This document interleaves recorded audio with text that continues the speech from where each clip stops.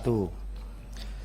Yang saya hormati pimpinan dan para anggota Komisi 3, ahlan wa sahlan dan salam hormat serta takjim saya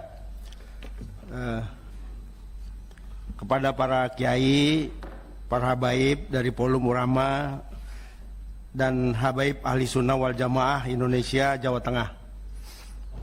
Perkenalkan, nama saya Santoso dari Dapil Jakarta 3, fraksi Partai Demokrat. Saudara-saudara yang saya hormati, setelah mendengar apa yang disampaikan oleh yang saya muliakan, para habaib, kita semua memang harus melihat bahwa situasi global saat ini telah berubah ya, dengan mundurnya Amerika Serikat di kawasan Afghanistan dan meredanya konflik di kawasan Timur Tengah, di mana sebenarnya dari konflik itu dan intervensi Amerika dengan alasan adanya Osama bin Laden memang sangat berdampak secara global, termasuk salah satunya masuk di Indonesia, sehingga timbullah istilah-istilah terorisme, meskipun memang ada buktinya juga. Tapi saya melihatnya banyak hal yang dikemas, yang diciptakan oleh rejim dalam rangka memberangus para tokoh dan ulama-ulama Islam yang memang fanatik dalam hal mengedepankan ajaran-ajaran Islam.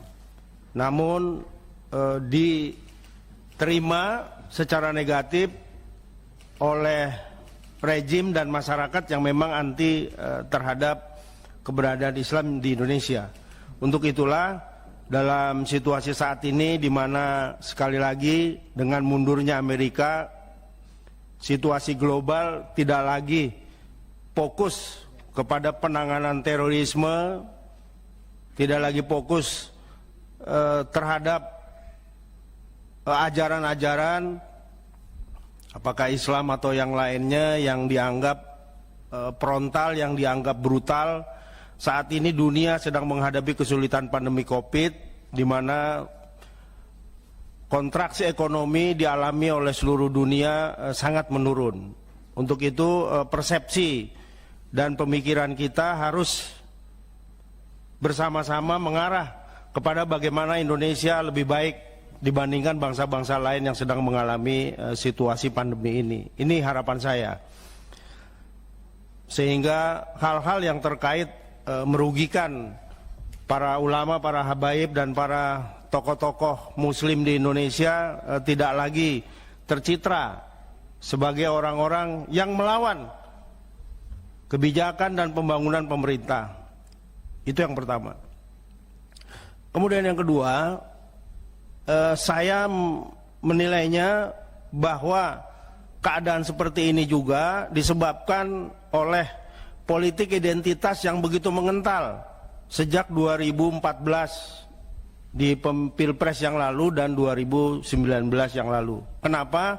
Karena dengan dua kutub kekuatan yang kita tahu, kutub satu didukung oleh golongan apa dan kutub yang lain didukung juga oleh golongan yang lainnya, sehingga pasca Pilpres pun terjadi tarik-menarik antara kekuatan-kekuatan kutub itu. Dan pada kesempatan ini saya mengajak kepada partai-partai politik, para pimpinan partai, supaya nanti di 2024 yang akan datang jangan tercipta lagi model-model politik identitas sehingga dia tetap bertahan dan mengerucut antara kekuatan-kekuatan itu. Jadi beri kesempatan kepada rakyat untuk memilih pemimpinnya yang pilihannya banyak sehingga tidak terkebiri. Akhirnya tercipta pengkotakan-pengkotakan semacam ini. Mudah-mudahan